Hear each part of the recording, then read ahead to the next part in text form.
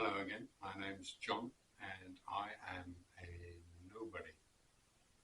Now today has a slight Scottish flavour to it, thus the waistcoat, or as our American cousins say, vest, which is from the German, Vesta. That's beside the point. So, I'd like to share with you today the great privilege I had of meeting two gentlemen who had both served in the Korean War. Now, I didn't know much about the Korean War, and it was fought between 1950 and 1953. So before I was born, probably before you were born too. There was one very famous guy who fought there, and I've left a link down below to the history chap who's on YouTube and has a channel. And he did a lovely, interesting piece about Michael Caine, who's a very famous English actor who served in the Korean War. Now, I used to live in Amsterdam, as I mentioned before, and it was there that I met the first of two men who'd served in the Korean War. He was an African American, though I don't like that expression. It's a bit racist, I think. Nobody talks about white Americans as being European Americans. It's just somehow black Americans are referred to as being African Americans. I'm with Morgan Freeman on this one. I think he's absolutely correct.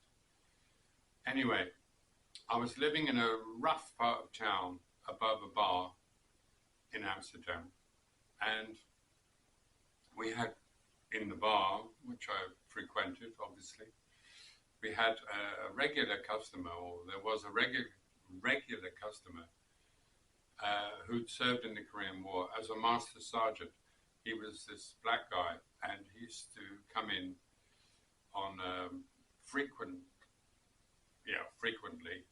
and he was an amazing guy. He used to be able to spout like huge bits of Shakespeare just off the bat, without any notes or anything. He'd just stand there and spout this Shakespeare. It was quite amazing.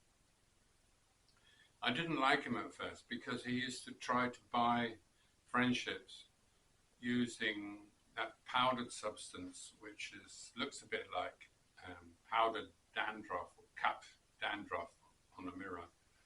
And he tried to use this to buy friendships, well, successfully, because most people indulged and were happy to indulge in his freebies, but I wasn't. And it was only after a while that we became friends. And I went to visit him in his cottage. He lived just outside of Amsterdam and had his own cottage. And I used to go there for these wild parties. One day I couldn't go because maybe I had a gig or I was visiting my lovely daughter. And I didn't turn up, which was good, because the whole party got busted, everybody got arrested, he got arrested and deported back to the United States. Presumably they'd sent over two US Marshals to arrest him and send him back to America, where he was put in jail, because nobody knew this at the time. He was actually on the FBI's most wanted list. The only person who wrote to him while he was in prison was the only person who had not partaken of his freebies, and that was me. He introduced me to the NAACP, the National, I can't remember what it's called now, but anyway, it was the Advancement of Coloured Peoples. I think they were founded in 1912 in the States. It's a civil rights organization, the National Association for the Advancement of Coloured Peoples. And they've never changed their name, so I can say that without too much worry. And I'd been in Ukraine when it was still called the Ukraine. And I bought something there which I'd sent them, which was of interest to them.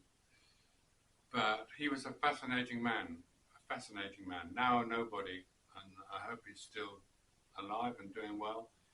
But quite an extraordinary experience meeting him.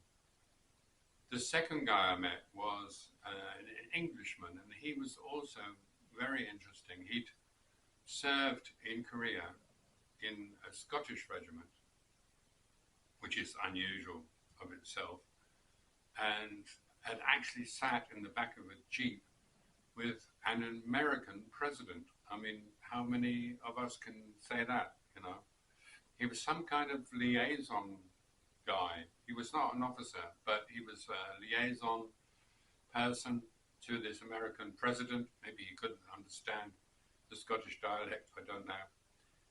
And he told me this incredible story. He said, when the war finished and the Allies had won, the largest contingent was the American contingent, but they also had another contingent, a NATO contingent, United Nations contingent from the Commonwealth, and the Brits have been there under the auspices of the United Nations.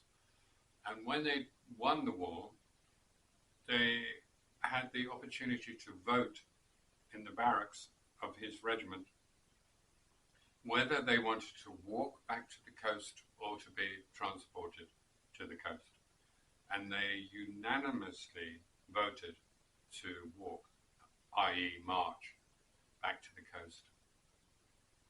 And he said they marched, they had the band out front with the pipers out front, or the drummers. I should know this because the figures are mine that I'm going to put up on this little clip. I worked on those figures, so I should actually know who goes first, the pipers or the drummers.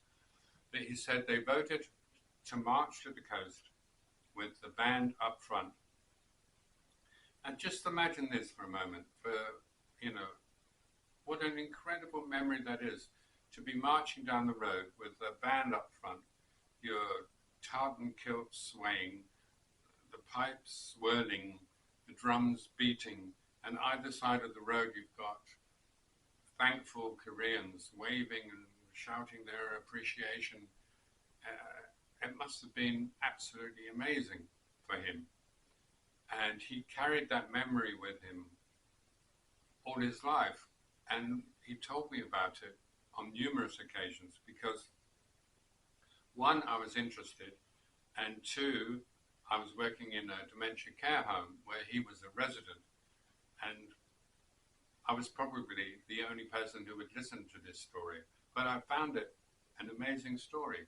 He's now a nobody in a care home, but he was once a somebody.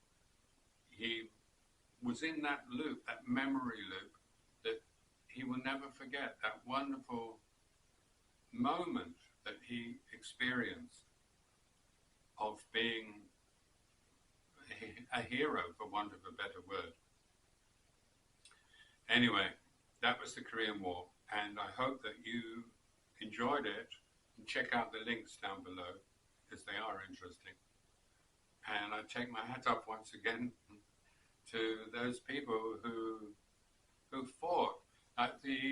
The American guy, the black guy, he told me that it was so cold there that their rifles would freeze over.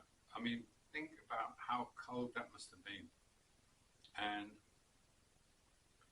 in a way, I don't like war, I don't like violence, but they did an amazing job, and I do take my proverbial hat off to them. Yeah, I've done it again. Okay, take care of yourselves and those you love. And if you'd like this, then give it a thumbs up. Doesn't cost anything. And I hope to see you in the next one. So until then, Tschüssikowski, and all the very best. Bye now.